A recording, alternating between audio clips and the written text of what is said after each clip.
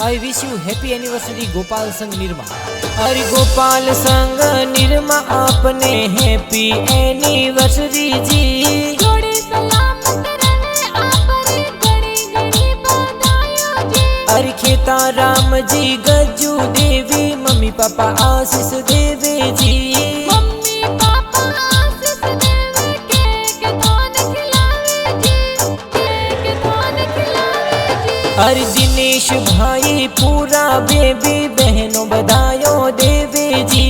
जोड़े प्यारे लागे आंखों लाखों में अनमोल जी। अरे बाबू राम जी मंगा देवी सुसरो जी सासू जी पधारे जी। एनिवर्सरी केक काटो खुशियां गणेरी मनाओ जी। अरे जाति सावत गाँव बिरलो का एनिवर्सरी मनावो जी। सीताराम से जोड़े प्यारे हरदम रहेवो साथ जी। अरे गोपाल संग निरमा आपने हैप्पी एनिवर्सरी जी। जोड़े सलामत रहे आपरे घड़ी घड़ी बधाइयों जी। अरे घनश्याम जी ए गाना बनावे जी MG स्टूडियो में बाजे जी, डिजिटल स्टूडियो में बाजे जी।